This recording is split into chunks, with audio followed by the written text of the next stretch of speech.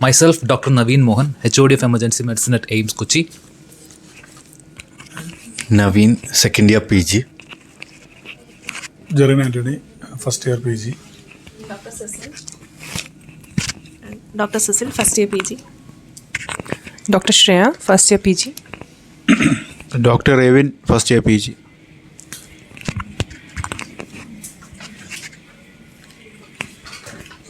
Shall we start? So we'll start a case discussion today. Topic is Paracetamol poisoning. paracetamol poisoning. Okay, we'll start.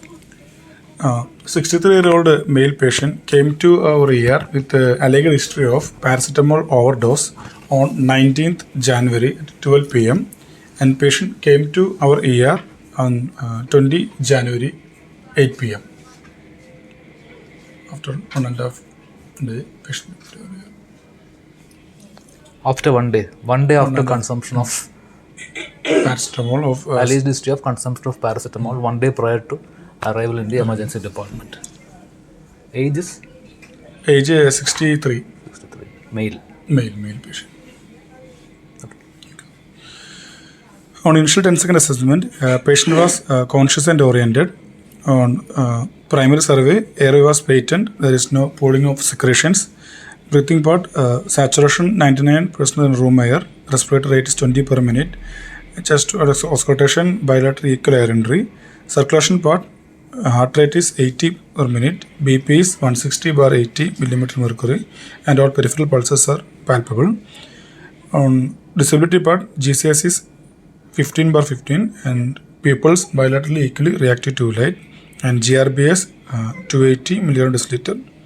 Exposure or temperature was normal. As an adjunct to primary survey, take on ABG, VBG, showing pH is 7.43, bicarbonate was 26.9, PCO2 is 40.5, electrolytes potassium 3.5, sodium 133, lactate is 1.2, glucose 269. These are electrolytes. So what do you think? Like, is it over primary survey? This is a case of poisoning. Poisoning. So what do you think? Any Initially, it is value stage of 4 classification is there for paracetamol poisoning. no. In that way, if you think like that, it means you are already biased. You have completely accepted that he has consumed only paracetamol. Okay, you're not thinking about other things. So any patient coming to ER, assess whether he should fit into the red area, yellow area, green area. So this particular patient, I think, will go to the green area. Green area, vitals are stable. Okay. So you do your primary survey initially. So you told the airway is patent. Means patient was talking. Talking is Respiratory rate is normal. or 20, 20. What is the normal respiratory rate? 18, 16 to 18. Normal respiratory rate 16 to 18. Around 12 to 20 you can take, but 20 is normal. Okay. Then saturation is 100%. Okay. Auscultation wise, Chest was bilateral. inspection, palpation, percussion, auscultation, everything is clear. Yes, sir. Okay. Then circulation, BP is 1. heart rate, Heart BP, rate is- CRT. 90 is heart rate, BP is 160/80. So grossly it's fine. So you replaced 2 large bore No, we can. IV cannulas, took blood samples. Yes. Okay. For what? For the serum assessment of if patient-wise, history-wise, telling is paracetamol. But the thing is, you are still in the primary survey. You haven't gone into the detailed history which happens in the secondary survey. Okay. So you took blood samples for all the relevant routine investigations, ABG, BBG, all these things. Maybe toxicology screen also if you want. Then C part is clear. Then D. GCS is any case of poisoning, your primary concern is the GCS at the pupils and also the skin. Okay, so GCS is disability. GCS is full. This patient is not excited, Not excited. Not drowsy. Or not being not enhanced. drowsy. Not drowsy. Okay. All right. Then Pupils also bilaterally equally. so there is no meiosis, No meiosis. no mydriasis, No mydriasis. because these are the things which we generally look specifically for an alleged history of poisoning. Not for paracetamol as such. Yeah. There are other poisons which will cause meiosis, mydriasis. Or what are the poisons which cause mydriasis? Mydriasis commonly alcohol, atropine derivative poisoning, alcohol, Meiosis, meiosis, organophosphorus poisoning, opioids. opioids. Okay, that wasn't there here in this case. Okay. All right. So GRBS, 216. 260. What all things can cause hypoglycemia? What all poisons? Any acute Alcohol, liver failure, beta alcohol, blockers. beta blockers. Okay. Then moving all four limbs, no lateralizing signs, nothing was there. Then exposure wise, what was the temperature? Normal temperature, sir, 38. Normal. Not hypothermia, not hyperthermia also. Because other things are there. Serotonin. Or suppose that you'll get hyperthermia, neuroleptic malignant syndrome, malignant hyperthermia, all these things. Okay. Okay. Then skin, was it dry or moist? Normal. Dry skin means what? Dry. What could it be? Atropine and poisoning. kind of things. Okay. Okay. Moist. Opioid Poisoning. Okay. The primary survey part grossly, no tremors, right? No fasciculations, no tremors. No abnormal movements, sir. Okay. So primary survey is clear. You went on to adjuncts to primary survey, which comprises of ABG. ABG, ECG. In this case, stable case, right? So no need for Riles tube or Foley's insertion at this point. Okay. So ABG, ECG is fine. Oh, yes, sir. Okay. ABG is also fine. So your patient is stable. Like as per your this thing presentation, patient is stable and you can now safely proceed to your secondary survey. Okay. So do the secondary survey. So the secondary survey comprises of the ample history followed by the systemic examination.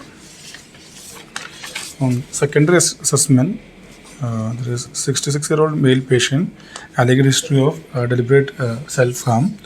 Intake. Ample, right? Ample and any allergies? No, not allergy. No, not medication for any allergy. No. Okay. What all medications? Medication diabetic patient taking on metformin 500 mg BD. So metformin can it cause something? Some Lactic acidosis. lactic acidosis, liver issues. Okay. Only diabetic. Only diabetic. Okay. Properly taking medication. There is no past medical history.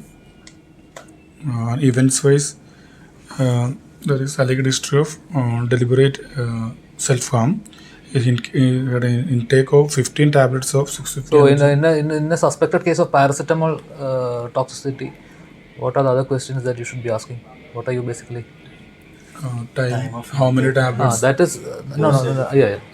That is there. The background history.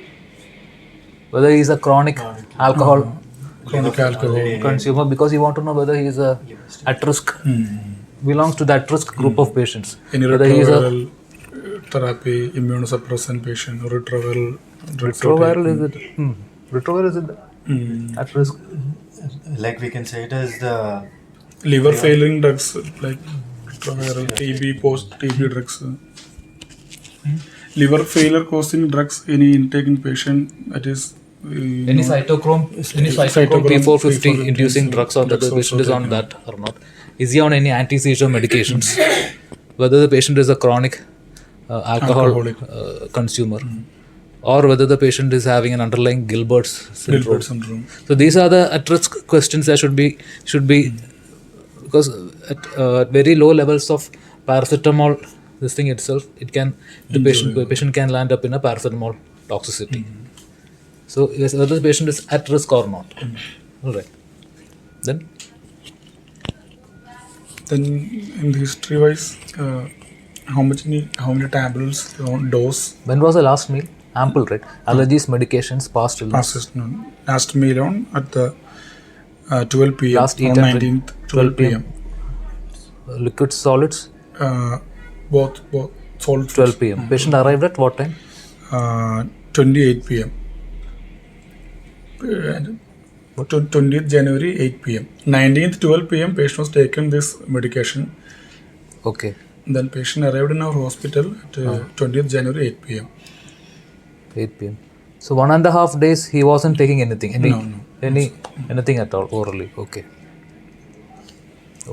Now we can elaborate on your Events. presenting history. This is a case of drug overdose, paracetamol. So you should follow that WHO approach. It's an event which happened. So you want to know what all things happened during the event.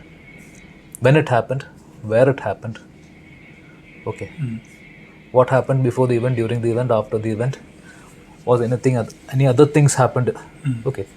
So elaborate on that event. There is a 66-year-old male patient, known case of diabetic, had alleged history of deliberate self-harm. He had intake of 15 tablets of paracetamol of 650 mg with congestion of alcohol, 1 bottle of beer on 19th January at 12 p.m. in a bar. So he in 1 bottle of beer he take 5 tablets of 15 tablets. 15 tablets. Initially take 5 tablets. He mix it with the 1 glass of beer. Then he drink that. Then he had some food with the alcohol. Then again the 10 tablets he mixed with the 1 glass of beer.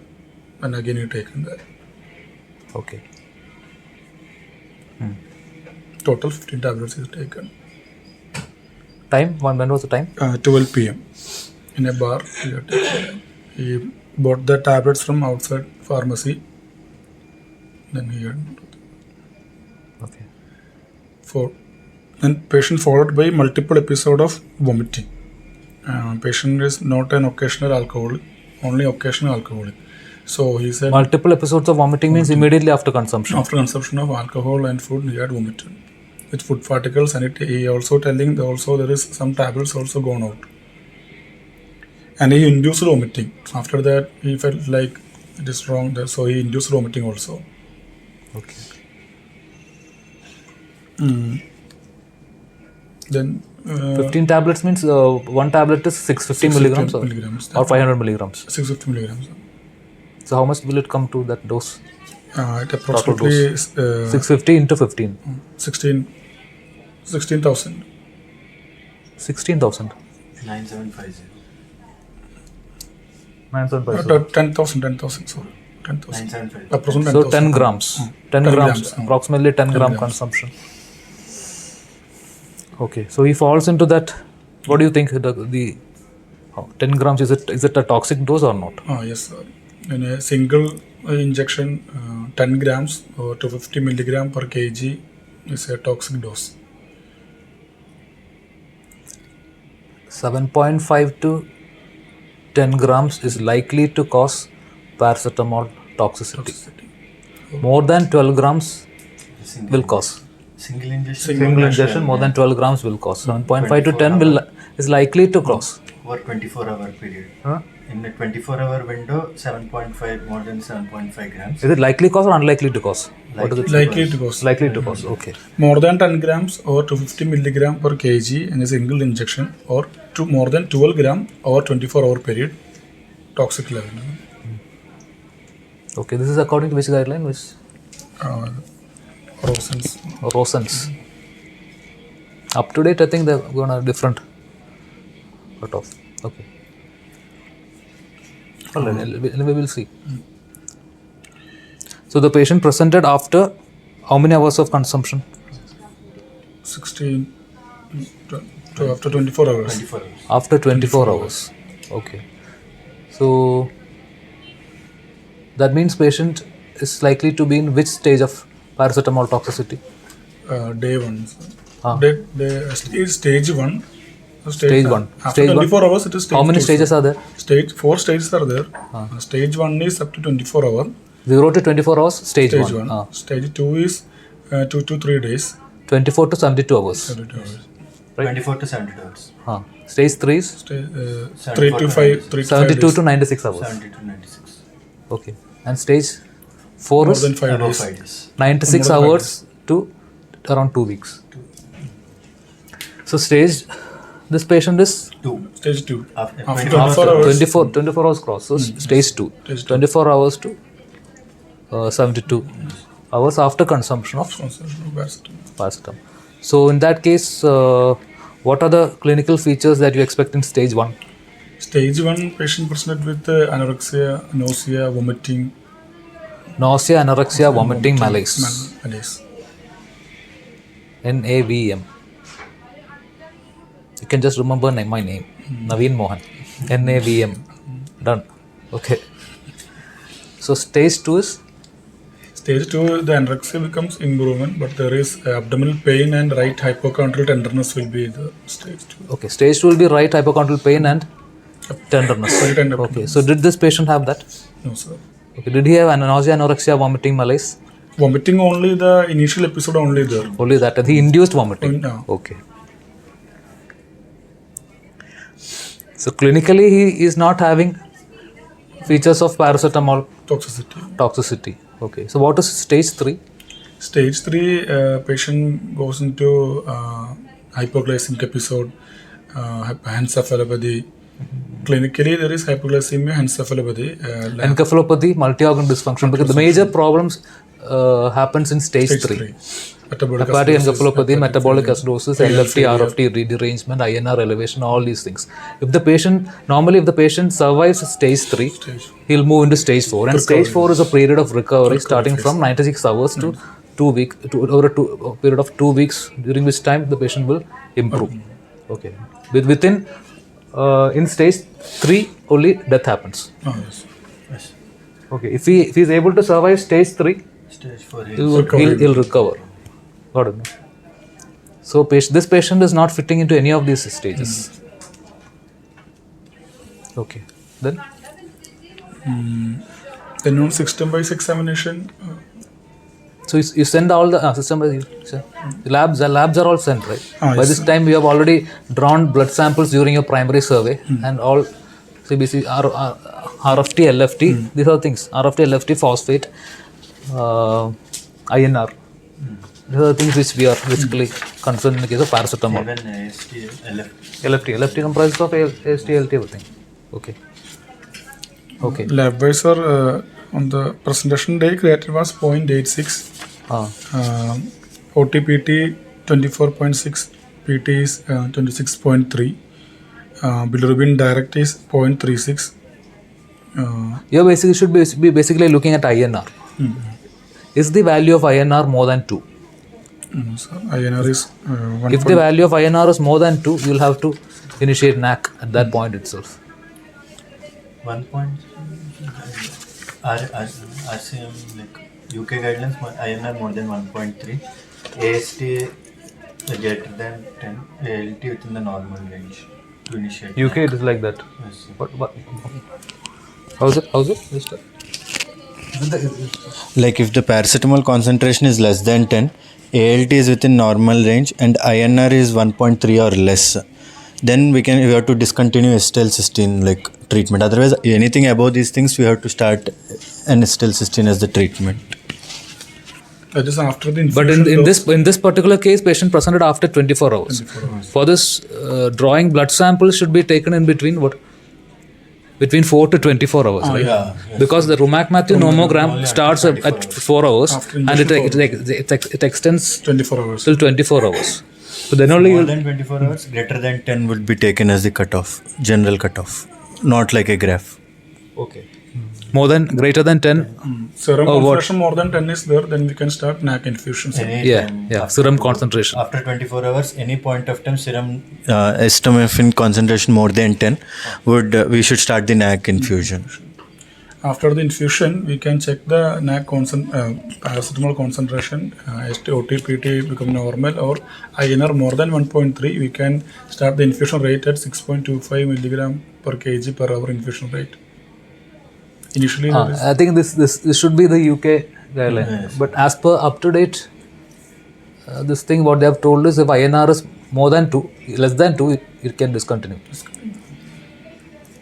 But if the INR is more than 2, continue the infusion. you can you can start with 6.25 mg per kg per hour infusion until it normalizes, becomes less than 2. Got it, no? And if the patient is come to you with between like blood samples for paracetamol levels should be drawn between 4 to 24 hours. And if you are able to get the blood sample within that time, you should plot that value on the Rumac-Matthew nomogram, and if it is above the treatment line, NAC infusion. start NAC infusion. Either you can start with the IV protocol. This comprises of how many hours? IV protocol comprises of 21 21-hour protocol. And what about the oral protocol? It is 77 hours. 72 hours. 72 hours. Okay. IV protocol as per loading dose we give 150 mg per kg in 200 ml of D5 water IV over 60 minutes. Then maintenance dose 60 minutes. Maintenance Some places they say it's 15 minutes. 30 minutes. 15 to 60 minutes. Okay. Then maintenance dose is 50 mg per kg IV over D5 water 500 ml and D5 water over first 4 hours. Then second is 100 mg per kg IV on 1000 ml D5 water over remaining 16 hours. That is 21-hour regimen. So 150 mg per kg, 50 mg per kg, 100 mg per kg. 1 hour 150 mg per kg in 200 ml of 5% dextrose, 50 mg per kg in 500 ml dextrose 500 ml D5 water. dextrose 5%, and then 100 mg per kg, 1000 1 liter. 1 liter. Okay. Then orally we But can in this give- case, it is not indicated, no? Because it's after. But sir, in if history wise we can get a toxic dose, and if we doesn't know when it is started, we can start NAC infusion, and after getting the paracetamol concentration, we can. So what was the paracetamol concentration in this Yes, case? sir, it is 6 milligram. 6. So you can discontinue. Value 6, so you can discontinue. But at the same time, as if OTPTs are elevated, We can give some protective like N-acetylcysteine TID dosing like oral medication. to OTPT. What about OTPT? Output is at 24.6 and 26.3. Nothing. So not elevated. Okay. So you can discontinue. Yes, sir. We initially started the NAC infusion. Then after getting that result, we stopped the. Okay. If the patient had presented to you initially within 1 hour of consumption, what you're supposed to do? In 1 hour, we will do the gastric lavage and Gastric lavage, as per up to date, they have told activated charcoal straight away. Even though we say with all toxins you can do a gastric lavage within 1 hour, as per the up to date guidelines, it's written you give activated charcoal 1 gram per kg or 50 grams max. just up to date. Also, because of the increase in the absorption, within half an hour it will be absorbed. So it is better to do is activated charcoal. That is why lavage they haven't mentioned in this thing. Okay. Then we can give activated charcoal 1 gram per kg. Ideally, for adult, we give 50 gram. Maximum 50 grams. 50 gram mixed in 200 ml of, and we can give that. Then we can send the samples. By what? Like paracetamol, once you consume, what exactly happens once you consume paracetamol? Or what is the metabolism like? How is it going to affect you? Normally in paracetamol, metabolism in liver by glucouronation and sulfonation. Remaining some got into cytochrome P oxidase. It converted Basically, once you consume paracetamol, it's available in various formulations, syrup, everything. It gets absorbed from your stomach or even the duodenum also. And finally, it reaches your liver. And inside the liver, it gets detoxified into glucuronide and sulfate moieties, which are later excreted through the urine. What happens is a small percentage of paracetamol is converted to NAPK, which is a toxic metabolite, and acetyl parabenzoquinonamine, a small percentage. converted by cytochrome B450. Actually, this should be converted to non-toxic moieties like cysteine and mercaptopuric acid By glutathione. by glutathione. And when it happens, like when you consume too much of paracetamol, it happens so like the glutathione reserves in your body gets depleted to such an extent that it's unable to detoxify the NAPK. So the NAPK gets accumulated in your liver, keeps on accumulating, and that will cause a hepatocellular necrosis. And that will get reflected in all your Necrosis. AST, elevation, INR elevation, and all these things. So your primary idea is to supplement the glutathione resource in your body, and as you know, the N-acetylcysteine is the precursor of glutathione, and you're indirectly giving precursor of glutathione, in order to clear off the NAPK in the liver, and finally that will be excreted through the urine. Okay. So as early as possible, you give activated charcoal, and then if it falls into the toxic above the treatment line, if the value falls above the treatment line, you give N-acetylcysteine, and you're trying for enhanced elimination via urine. All right.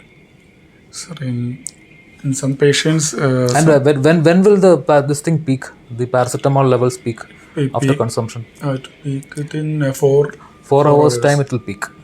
Okay. So so then only you're supposed to take the sample after 4 hours of consumption. 4 hours to 24 hours per diagram. Then in stage 3 patients, if King's College of criteria for acute liver failure caused by paracetamol poisoning in this criteria. That is whether you, like at this point, if this particular patient is anyway survived the this thing. So if at all there is a case in which the pH is less than 7.3, or if the INR is more than 6.5, or creatinine more than 3.4, 3.4, right? 3.6. 3.4, I think so, milligram per deciliter. Or if the phosphate value, one more thing is there, no? pH more than 7.3, less than 7.3, INR more than 6.5. If at all any of these things are there, you refer to a liver specialist. This criteria as such is called the King's College criteria, and that is specific for paracetamol induced acute liver failure. Overdose. Okay. Then? The patient was initially started nestle infusion. Later the lab coming report paracetamol concentration is 6 microgram. Then we stopped the paracetamol infusion and patient becomes better. Clinically, patient also better. So we discharge the patient yesterday. Discharge means before the discharge you should be giving a psychiatric consultation. So now. Consultation, because this is a deliberate self-harm. Yes. Okay. So did you assess his psychiatric history also? There is no similar past history. Due to a financial issue, patient had Any taken- issues in the sad person's scoring system? Huh? Sad persons. Actually, you should be assessing that. What is sad person's scoring system? So this is to to assess the risk of suicide, deliberate self-harm. S is for the sex. If it is male, it is 1.0 for female. This is the sad person's scoring system is basically to assess the risk for deliberate self-harm. Whether we should decide whether the patient has to be admitted or discharged. The patient comes to the emergency department, whether he can be safely discharged or admitted. It's based on the SAT person's scoring system. S is for sex. If it's male, it is 1 point and female 0. A is for age. Age, we differentiate categories like 25 to 34, 35 to 44, and 65 plus. And D is for depression if you have signs and symptoms of previously diagnosed depression. And if there is a previous attempt, P is for previous attempt. E is for ethanol abuse if he is an alcoholic, 1 point extra. And we have to check for rational thinking. R is for rational thinking, Rational thinking loss. as in mental disorders like schizophrenia or anything. And then again, S is for social support if he's having any nearby bystanders who are supporting him or not. A is for organized plan. Was there any plan for action, like did he procure the medication and Whether he had any organized plan for suiciding. And next, N is for no spouse, no relatives. And S is for sickness. If he is like a chronic sickness like epilepsy, MS, or anything like a chronic situation, in that extra 1 point. So which all things has got the maximum point in the SAT person? Actually, 7 to 10 is the highest score, which requires hospitalization. 5 to 6 is consider hospitalization. 3 to 4, you have to follow the patient closely, like regular follow-up. 0 to 2, little risk. So this case it is not applicable for paracetamol because you want to know whether his organs are affected or not. But if it is a non-toxic dose, and if you are planning to discharge the patient from the emergency department itself, you can apply any things. You can apply the SAT person's scoring system and make your decision. This goes with the UK guideline, NHS UK guidelines. Okay. Anything more? Okay. Thank you. Thank you, sir.